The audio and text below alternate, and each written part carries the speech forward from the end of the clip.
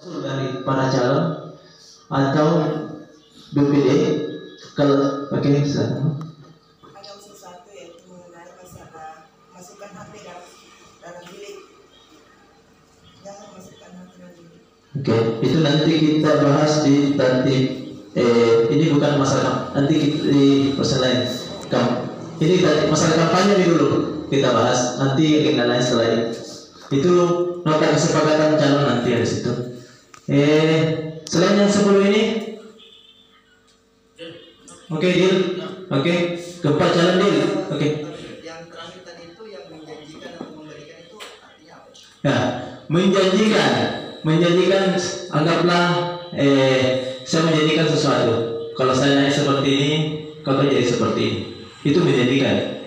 Kalau memberikan itu misalnya money politik, memberikan uang untuk mempengaruhi orang lain untuk memilih calon tersebut. Ibadah itu kan ada visi misi. Ya. Visi misi itu kan istilahnya sama dengan menjanjikan. Betul. Nah, betul sekali itu Linda. Dalam visi misi itu menjanjikan atau memberikan. Dalam visi misi itu di baliho kan ada janji-janji calon di situ. Tapi maksud saya itu tidak mengarah ke hal-hal yang negatif lah. Nah, itu kan visi misi bagus semua, itu visi misi tak. Bahkan itu visi misi satu sama panitia sebarkan semua persoalan supaya tahu. Bahkan kalau mau saya kasih kesempatan sebentar, saya kasih kesempatan pernyataan singkat saja kalau mau supaya masyarakat tahu, tidak ada masalah. Tidak ada masalah. Sampaikan nanti di kampanye kita supaya orang tahu masyarakat ini kelebihan dan kekurangan calonnya. Tidak ada masalah. Yang penting kelebihan tak saja kita sebut, jangan sebut kekurangan calon lain. Itu saja intinya. Oke. Saya kira itu. Oke, masih ada yang lain? Kalau tidak langsung ke program. Langsung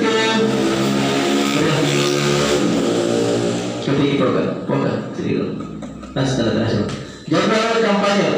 Jadwal kampanye itu tanggal 11, tanggal 13. Menurut anjuran di Bintek kemarin supaya dipisahkan itu. Maksudnya ada calon tanggal 11, ada 12, ada 13. Tapi supaya tidak terjadi kerumunan atau hal-hal yang tidak diinginkan. Tapi berhubung karena di sini ada 4 calon. Jadi kalau dibagi itu begitu itu tidak bisa. Kira-kira solusinya bagaimana? Nah, kalau solusinya sebagaimana kan 4 calon itu kalau 3 hari ada pagi ada sore. ya begitu bisa. Pada pagi ada sore. Bisa 2 kali sebenarnya toh, bisa 2 kali kalau mau. Jadi terus bahkan ketik langsung di sini. Untuk nomor 1 dulu, karena saya berurut berdasarkan nomor urut 1. Tapi uang kira-kira kita maunya tanggal berapa? 11 dan 13 itu.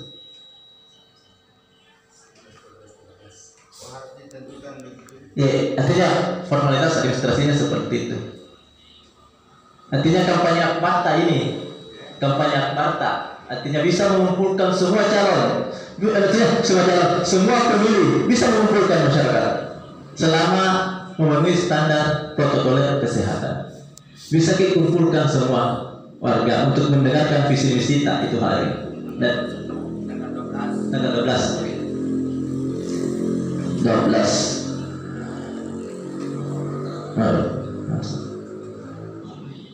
Nomor 1 tanggal 12. Kira-kira pagi atau siang itu? Malam. Oh malam. Oke. Jadi calon lain bisa ambil siangnya kalau mau.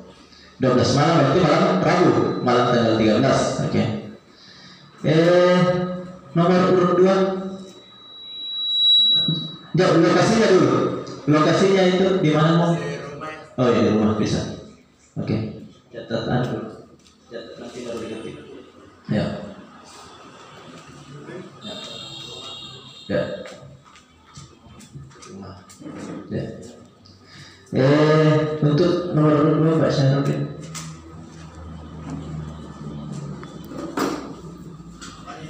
Ya, kampanye Akparta 11 sampai 13 mau ambil tanggal berapa? Tanggal 11 malam juga? Malam 11 malam atau 11 jam 2 atau jam berapa?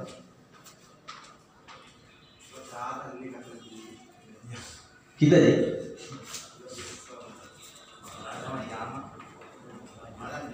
Malam. Berarti malam tanggal 12. Berarti malam tanggal 11 berarti malam tanggal 12. Ya, ya betul. Ya 11 malam. Oke. Lokasinya kok di rumah Guyung. Oh iya, rumahnya di Basok. Oke. Nomor 23 lagi. 13. 13 malam juga. Hah? Full. Mungkin 13 malam. Dalam tidak lain. Jadi ada di kosong. 11 siang dan 12 siang itu tidak ada. Tapi ini sebenarnya ya 13 siang. Kalau bisa itu hari pertama saya juga ambil harinya. Bukan sebanyak kumpul sama. Bukan, biologis. Maksudnya iya. Kalau itu mungkin mendatangi rumah warga 11 dan tanggal 13 kita sepakati saja di sini. Kalau mau itu ambil 3 hari tidak ada masalah. Toh yang kita jadwalkan di sini pengumpulan masanya supaya biasa itu rumah kumpul itu biasa dan ya sampai boleh itu dan kita menghindari hal seperti itu. Kedua, bisa saja orang yang dianggap misalnya orangnya ini datang juga di situ, tidak ada masalah. Kan itu untuk mendatangkan visi misi. Bahkan yang mau undang juga panitia, tidak ada masalah. Kita kan mendatangkan visi misi. Siapa yang menarik hati kita di sini? Ya, itu yang lumrah itu seperti itu. Undang siapa yang boleh dusun. Kalau mau tidak ada masalah.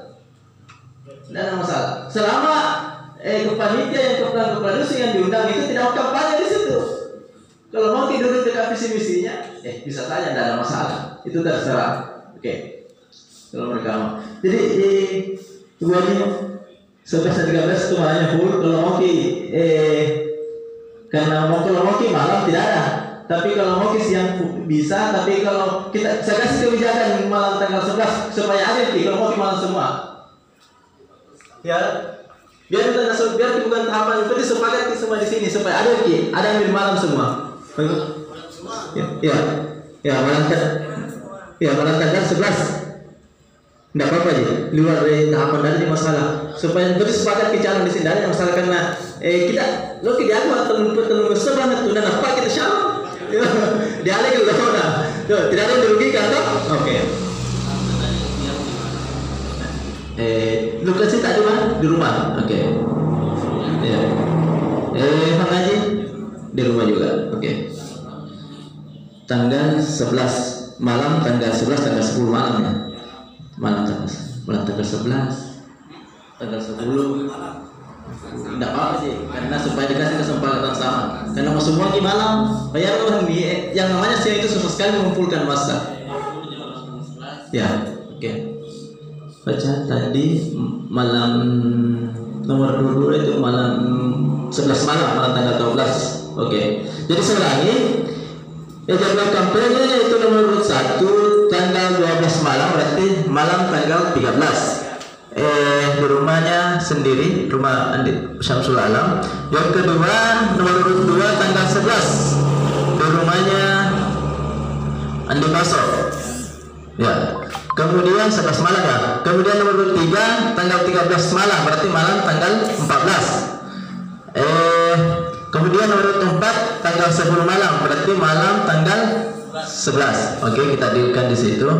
Lokasinya juga sudah kita dealkan. Oke, jadi tidak apa-apa kita videokan supaya masyarakat tahu. Jadi saya ulangi kembali, para hadirin dan pemirsa yang ada di rumah, saya ucapkan kembali kata tertib kampanye sebelum disimak. Yang pertama, calon dilarang. 1. Mempersoalkan dasar negara Pancasila, pembukaan Undang-Undang Dasar Negara Republik Indonesia tahun 1945. Yang kedua, melakukan kegiatan yang membahayakan keutuhan negara NKRI. Yang ketiga, menghina seseorang, agama, suku, ras, golongan, calon dan atau calon lain. Yang keempat, menghasut dan mengadu domba perseorangan atau masyarakat. 5. Mengganggu ketertiban umum. Yang keenam, mengancam untuk melakukan kekerasan atau menganjurkan penggunaan kekerasan kepada seseorang atau kelompok anggota masyarakat. Yang 7. Merusak atau menghilangkan alat peraga kampanye calon. 8. Menggunakan fasilitas pemerintah, tempat ibadah, dan tempat pendidikan. Yang 9. Membawa atau menggunakan gambar atau atribut calon yang selain dari gambar atau atribut calon yang bersangkutan. 10. Menjanjikan atau memberikan uang atau materi lainnya kepada peserta kampanye. Jadi para pemirsa di rumah, perhatikan jadwal kampanyenya. Datangi semua dulu. Jadwal kampanye nomor 1 tanggal 12 malam di rumahnya Bapak Syamsul Alam. Nomor urut 2 tanggal 11 malam atau malam tanggal 12 di rumahnya Andi Baso. Nomor urut 3 tanggal 13 malam siang sampai malam. Siang berarti tidak ada paginya toh? Ya. Jadi di rumah pribadinya Saudara Akbar. Nomor urut 4 kampanyenya malam tanggal 11 di rumah Ibu Hajah Hasniati. Jadi itulah tadi jadwal dan lokasi kampanye calon kepala desa Masago. Ya, silahkan datang untuk mendengarkan visi misi mereka. Kemudian langsung tanda tangani, print saja itu. Oke. Jadi ini kita sahkan secara bersama-sama. Selanjutnya hal-hal lain yang dianggap penting. Ya, demi jasnya tujuannya untuk menciptakan pilkada damai, pilkada yang sesuai dengan nurani masyarakat, dan untuk melahirkan sebuah pendewasaan politik sehingga terlahirlah kepala desa yang sesuai dengan harapan kita bersama. Oke, untuk hal-hal lain saya tidak mulai urut lagi. Saya kesempatan nomor urut 2 dulu. Saya kasih kesempatan sama Sultan nomor urut 2. Siapa tahu ada hal-hal lain yang mau disampaikan untuk artinya lebih lancarnya pelaksanaan pemilihan, pemungutan, dan perhitungan suara nanti.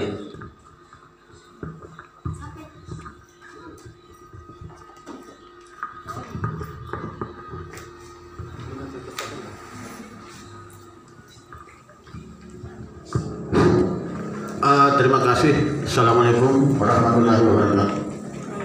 Yang saya hormati Ketua Panitia bersama seluruh anggota, yang saya hormati Bapak Ketua BPD bersama Sekretaris, saya hormati para kepala dusun yang sempat hadir, saudara-saudara aku yang calon kepala desa Masago. Alhamdulillah, ya, kami dari calon nomor 2, kalau nama mungkin sudah dikenal, tidak perlu nama, cukup nomornya saja nomor 2. Jadi setelah mendengarkan tadi agenda yang pertama, yaitu menyangkut masalah penertiban atau ketertiban kampanye, semuanya sudah jelas dan sudah jadwalnya sudah ada, tempatnya sudah tepat. Jadi tinggal menunggu saja waktu.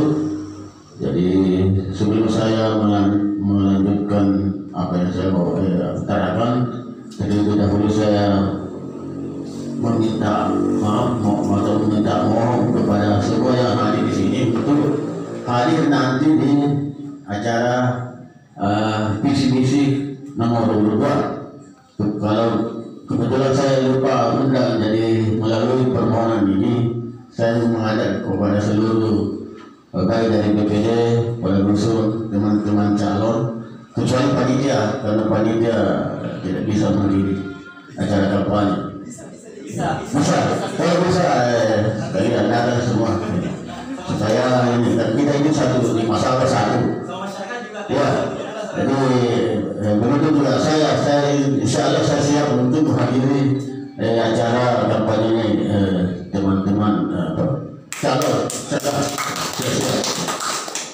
Kemudian selanjutnya menuju ke apa yang diagendakan, yaitu hal-hal lain. Kalau hal-hal yang lain ini tidak jauh apa yang diutarakan oleh Ibu Hasniati tadi, itu menyangkut masalah ketertiban atau masukan menyangkut masalah membawa HP pada saat pencoblosan. Kenapa? Karena jadi kalau bisa saya minta dalam rapat ini ada kesepakatan di rapat, kalau bisa tidak bisa membawa HP di dalam bilik suara dengan alasan itu bisa menimbulkan hal-hal yang tidak diinginkan. Kenapa? Karena HP sekarang rata-rata pakai potret.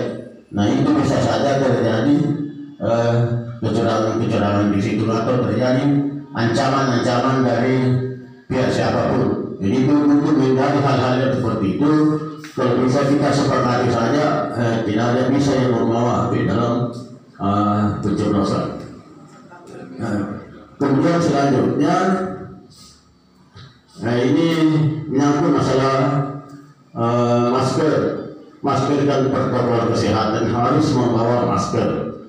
Tetapi pada saat pengambilan kartu suara, kalau bisa maskernya dibuka seperdua dari nanti setelah dikasih kartu suara baru ditutup full. Kenapa? Karena bisa terjadi pengalaman beberapa tahun pemilihan yang lalu itu biasa terjadi double pencoblosan, pernah mencoblos di TPS 1, datang lagi mencoblos di TPS 2. Ini belum memakai masker, apalagi sudah memakai masker itu bisa terjadi hal seperti itu. Jadi saya kira untuk sementara sekian. Assalamualaikum warahmatullahi wabarakatuh.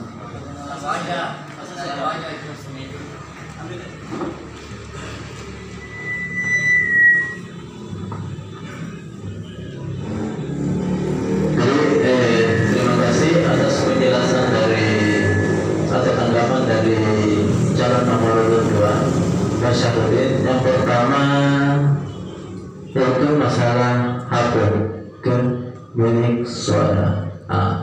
Kalau yang ini sebenarnya tanpa sebenarnya kita perintahkan, sebenarnya memang harus. Kenapa? Kembali ke asas pemilu, langsung, umum, bebas, rahasia, luber. Ketika ada pemilih yang membawa HP ke bilik suara, bisa saja memotret dan memperlihatkan ke orang lain. Berarti ini sudah melanggar asas pemilu. Jadi saya kira itu, walaupun sebenarnya tidak diusulkan, sebenarnya saya mau ancang-ancang seperti itu, dan hampir semua desa seperti itu. Kemarin di Bintek, karena tidak diperbu, di Bintek itu dianjurkan memang untuk seperti itu, karena itu sudah asas pemilu. Bahkan dasar hukumnya melebihi dari perbu, karena sudah asas. Tidak akan lahir perbu kalau tidak ada asas, dan ini asas pemilu, yaitu mundur, langsung, umum, bebas, rahasia. Yang mau kita sepakati hari ini adalah yang pertama memang tidak bisa membawa HP di bilik suara. Yang bagaimana prosesnya? Bagaimana prosesnya kira-kira supaya bisa dicegah ini pemilih untuk membawa HP di bilik suara? Karena terus terang ada laporan yang sampai ke panitia, tapi saya mau menyelesaikan sama kekeluargaan. Yang pertama misalnya kemarin saya ambil contoh penerima BLT misalnya diancam, potongkan kan? Bukan desa sini, desa lain misalnya, potongkan kan? Kalau tidak potongkan kan, hapus namamu nanti saat. Itu contoh mengintimidasi dan menggunakan HP. Yang kedua, bisa saja antara orang per orang bisa menimbulkan pertikaian. Umpamanya teman saya ini rumahnya di belakang rumahku. Sebelum potongan usah foto dia mulai. Umpamanya ini contoh. Yang ketiga, banyak sekali contoh yang bisa kita anukan, dan ketika kita itu bisa salah satu cara mengantisipasi itu supaya betul-betul pemilih itu menggunakan hak pilihnya sesuai dengan nuraninya, yaitu larangan membawa HP atau alat potret. Nah, yang akan kita bahas di sini adalah bagaimana caranya melarang. Nah, pertama saya kasih option. Yang pertama, ketika pemilih sudah datang ke TPS, dimasukkan 10 orang. 10 orang itu sebelum sudah sebelum masuk di situ dia menitip HP-nya. Nanti kita siapkan tempat penitipan HP di situ. Dia titip HP-nya sebelum masuk. Kemudian sebelum mengambil surat suara, dia ditanya, sudah titip HP-nya atau tidak? Kalau dia belum titip HP-nya, berarti jangan kasih surat suara. Jangan kasih surat suara. Begitu saya diminta kemarin di desa-desa lain. Kedua, bagaimana jika sebenarnya ada yang lolos? Pada itu boleh terkait makanya yang terbangun, daerah juga toh. Dan yang lolos, kesadaran itu yang lolos ketika didapatkan memotret di dalam bilik suara, jangan kasih kesempatan memasukkan surat suaranya ke kotak suara. Segera cukup tegas kalau seperti ini. Jangan kasih kesempatan supaya itu pemilih benar-benar memilih sesuai dengan nuraninya. Oke, itu saya kira itu mengenai HP saksinya akan kita sepakati seperti itu. Kemudian yang kedua, apalagi tadi dibahas tadi, masker dilarang supaya bukan kisi bolong. Siapa tahu dia cek kita baseline. Kalau yang hal ini sebenarnya betul juga sih. Tapi ini pemilu sekarang beda dengan pemilu. Ini pemilu zaman now, zaman sekarang. Itu sekarang ketika tidak terdaftar namanya di DPT tidak dikasih surat suara. Tidak dikasih surat suara. Kan masuk 10 orang. Kasih undangan. Undangannya namanya disebut. Dicek di DPT, ada di tidak namanya. Kalau tidak ada, jangan kasih surat suara. Kalau ada panitia yang curang pada saat itu, tidak ada undangannya, tidak ada nama DPT-nya, silakan sampaikan sama saya. Hari itu juga, detik itu juga saya keluarkan dia. Silakan dikenakan. Ini pelanggaran berat. Supaya betul-betul pemilih yang di masa lalu itu menjadi contoh bagi desa-desa lain. Jangan seperti itu. Jangan coba-coba yang curang. Dan sampaikan kepada KPPS atau jangan coba-coba yang keluar dari peraturan Bupati nomor 42. Kalau Anda keluar, saya tidak bisa membela. Tapi kalau selama Anda di sini, insya Allah saya akan berada di baris depan untuk membela kalian. Itu saja. Jadi saya kira betul juga, tapi saya kira tidak akan terjadi seperti itu. Karena betul-betul itu tidak bisa dikasih surat suara kalau tidak ada namanya di DPT. Apalagi ya nanti di masa agung saat KPPS ini semadan kalau di leceh sih kurang.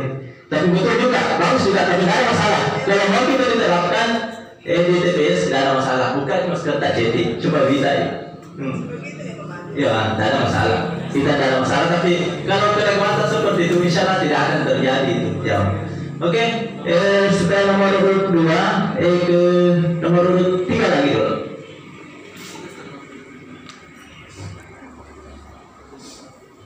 Ya, assalamualaikum warahmatullahi wabarakatuh. Langsung saja ya. Sebenarnya ada beberapa poin yang ingin saya sampaikan. Sekaligus ada juga ya poin yang saya ingin pertanyakan. Range waktu kampanye Akbar itu kan tanggal 11 sampai 13. Nah, jadi kalau misalnya hari ini sampai tanggal range kapankah itu bisa pemasangan baliho, terus upload di status atau Facebook atau semacamnya itu bisa ke hari ini. Ya. Itu pertama ya. Untuk kedua itu, kalau misalnya pemasangan baliho itu ada ya oknum yang istilahnya yang tidak bertanggung jawab yang melakukan pengerusakan terhadap baliho itu, apa sanksinya? Kalaupun misalnya ada bukti bahwa si A atau si B atau si C untuk melakukan pengerusakan itu, apa sanksinya? Nah, untuk poin ketiga, untuk pemasangan baliho itu memang sudah ditetapkan tempatnya atau memang bagaimana? Karena saran saya, bukan saran sih sebenarnya, pertanyaan juga, apakah bisa memasang baliho di kantor desa? Ada sedikit ya, oke. Ya. Kalau masalah yang tadi itu secara saya bisa bantu juga masukkan sedikit masalah larangan HP. Mungkin bisa menjelaskan ke calon pemilih, dituliskan dalam bentuk pemberitahuan, bentuk pemberitahuan bahwa tidak boleh membawa handphone di bilik suara. Nah, terus kedua, kalau masalah pencoblos yang double itu bisa mungkin kan ada tintanya. Nah, bisa dikasih dalam saja, jangan ujung-ujungnya saja. Kalau misalnya dalam kan bisa susah dihapus. sekiranya mungkin itu saja yang saya ingin pertanyakan. Oh, ada satu lagi. Bagaimana sanksi jika salah satu calon ingin melakukan acara, bukan kampanye, acara, terus mendapatkan intervensi dari beberapa atau tekanan dari beberapa orang bahwa jangan melakukan seperti itu. Itu saja yang saya pertanyakan. Lebih dan kurangnya saya mohon maaf. Terima kasih. Assalamualaikum warahmatullahi wabarakatuh.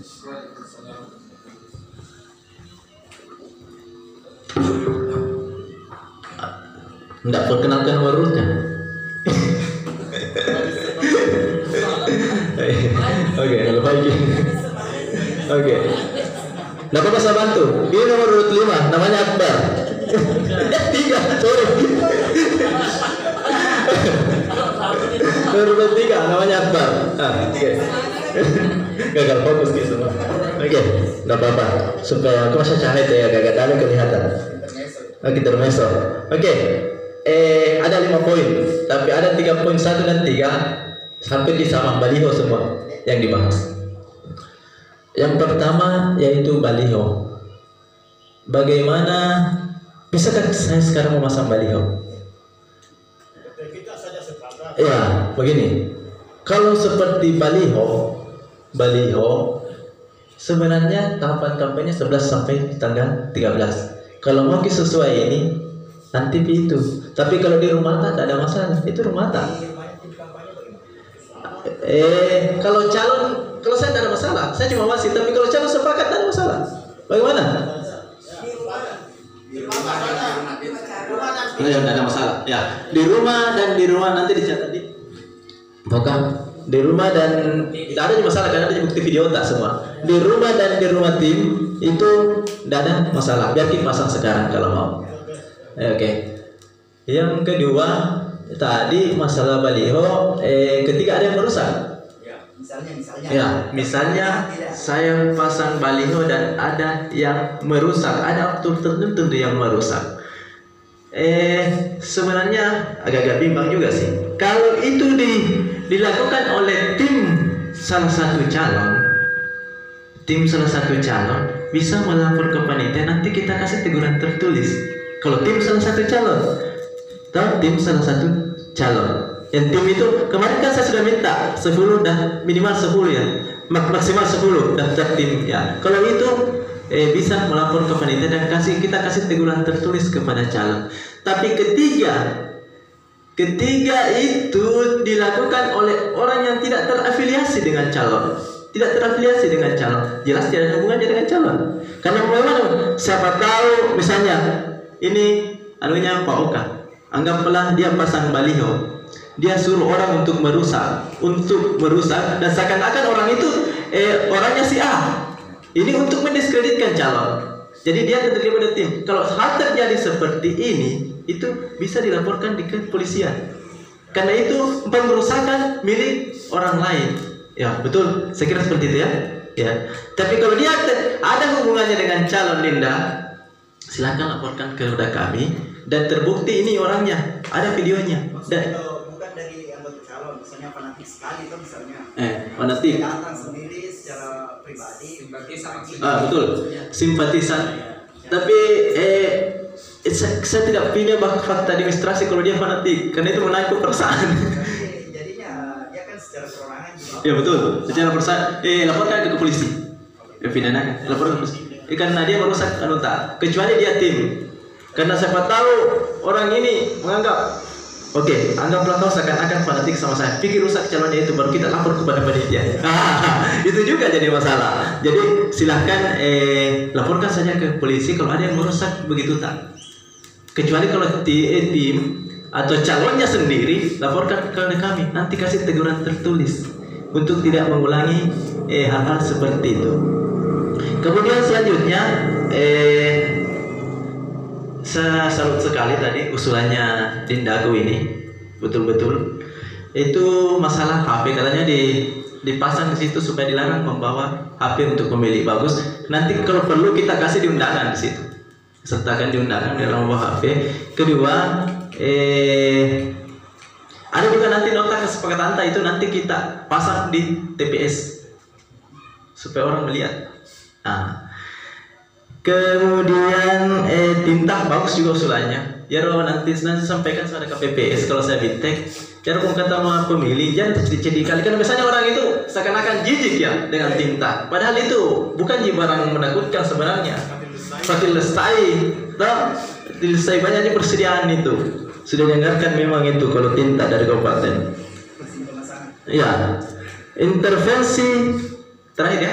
Izin pemasangan tempat atau sudah disediakan memang tempat. Oh, izin pemasangan. Kalau masalah izin, ketika kita sepakat di sini, izin untuk memasang baliho, saya kira tidak ada masalah. Tadi rumah calon dan rumah tim. Di kalau waktu kampanye nanti ya, kalau kita penuhi di Desa Mas Agus, kalau selama dia bukan tempat umum, bukan musala, bukan kantor desa yang kita sebut tadi, bukan sekolah. Kalau dia di rumah penduduk, nah lo pun nggak boleh ditaruh kalau bola, tidak ada masalah. Yang jadi masalah kutip pun nggak boleh ditaruh.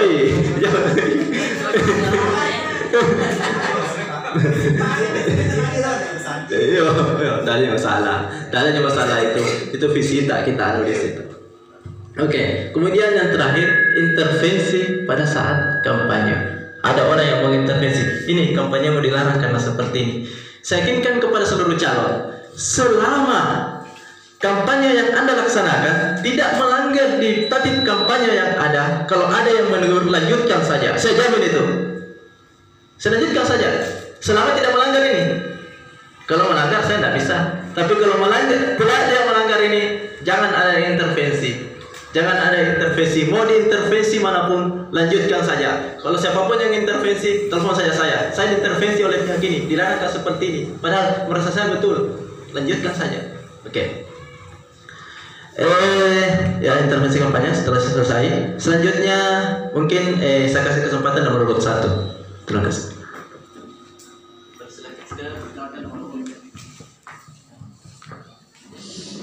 Assalamualaikum warahmatullahi wabarakatuh. Mungkin saya langsung saja, masih ada juga usulan satu, mudah-mudahan disepakati, yaitu pada saat perhitungan suara sebaiknya panitia yang membuka kotak suara itu, yang membuka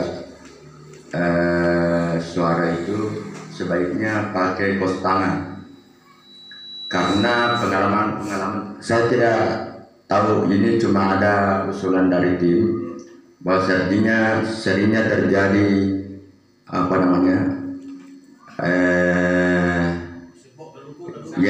sering suara itu batal karena ceplosnya ada 2 ya.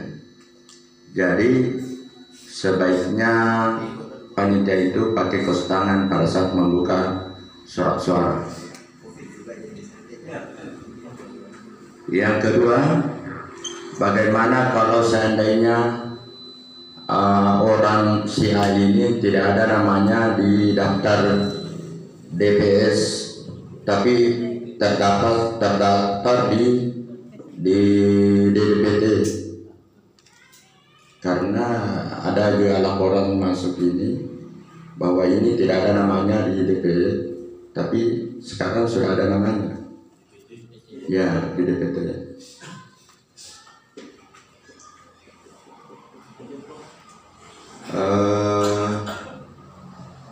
Saya kira itu saja dulu.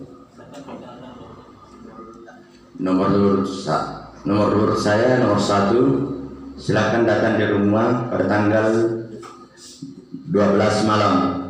Sekian, terima kasih. Assalamualaikum warahmatullahi wabarakatuh.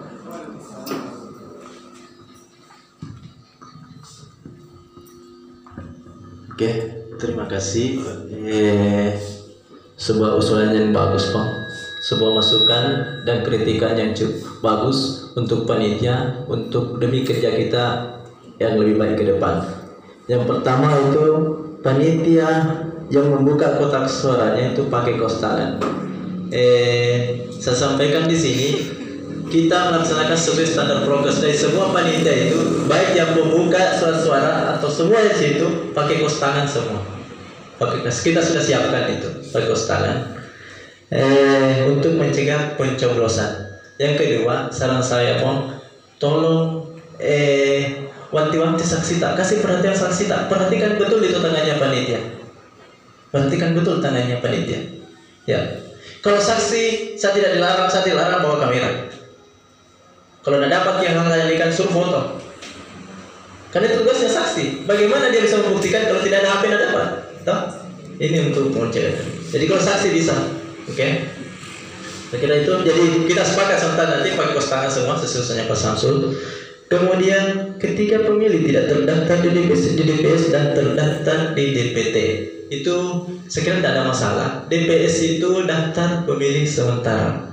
Bisa saja dalam proses identifikasinya ada yang menemukan ini tidak ada namanya di DPS.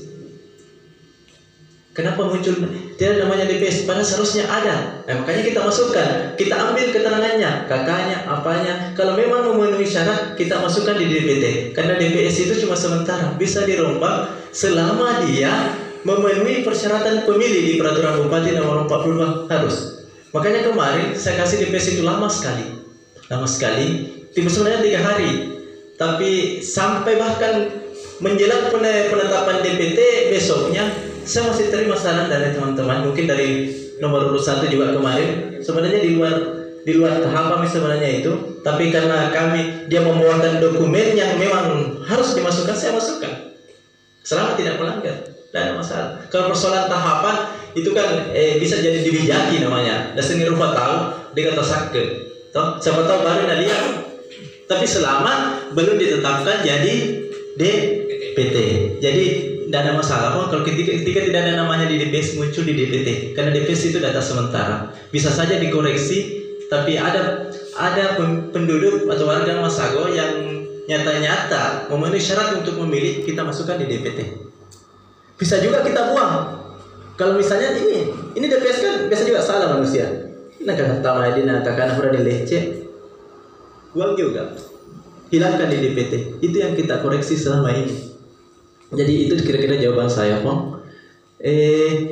Selanjutnya saya kasih kesempatan terakhir untuk nomor urut 4.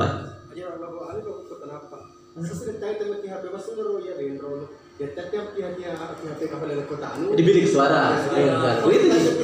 Enggak Ji, ada tempat penitipan HP. Enggak Ji, di DPS.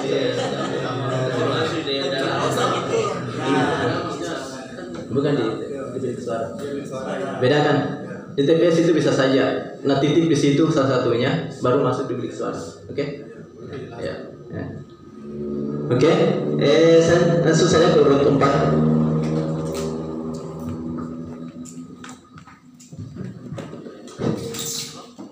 Bismillahirrahmanirrahim.